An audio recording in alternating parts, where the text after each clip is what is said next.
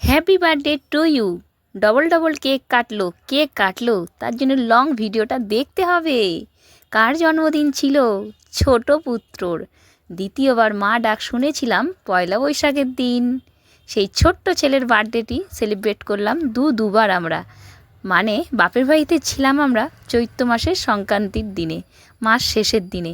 বৈশাখ মাস পড়বে, রাত 12টা বাজলেই, রাত 12টা বাজতেই আমার ভাই একটা কেক নিয়ে এসেছিলো, সেটা কাটাকুটি তো হলো, খাওয়া দাওয়া হলো।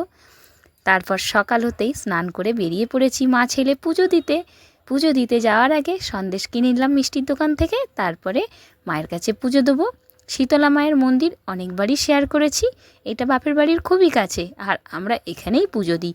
পয়লা বৈশাখের জন্য ভিড় দেখতেই পাচ্ছেন মন্দিরে। নতুন খাতা যারা পুজো করছে তাদের জন্য অনেকটাই লাইন লম্বা।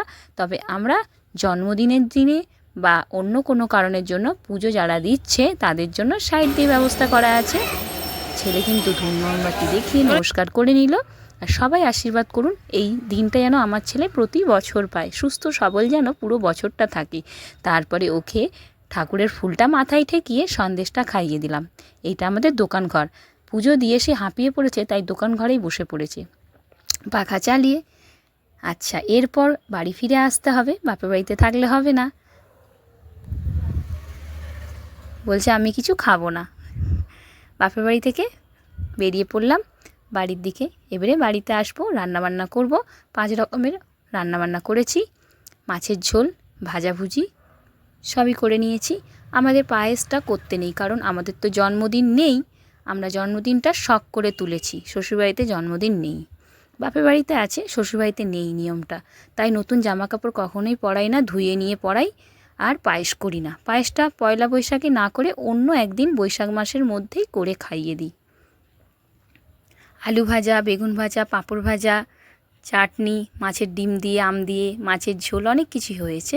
5 রকমের শাকের চচ্চড়ি করেছিলাম। সব কিছু খাওয়া দাওয়ার পর রেস্ট নিয়েছি। তারপরে সন্ধেবেলা কর্নার চেয়ে এসে সৌভিকদা লাইফে আসে। সবাই চেনো সৌভিকদাকে। সৌভিকদা আমার বাড়ির খুবই কাছাকাছি থাকে, খুব বলতে খুব একদম নয়, হাওড়ার আর আমার বাড়ির ঠিক মাঝপথেই থাকে। একটা সৌভিকদা কেক নিয়ে এসেছিল, সেটা আমার ছেলে কাটলো। সৌভিকদা আমার ছেলেকে ভাগনা বলে খুব ভালোবাসে।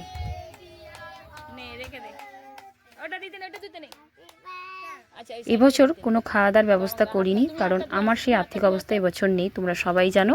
শুধু জাস্ট কেকটাই কাটা হয়েছে বাড়ির 4টে বাচ্চাকে ডেকে নিয়ে। এটা ওর কাছে খুব আনন্দের ব্যাপার।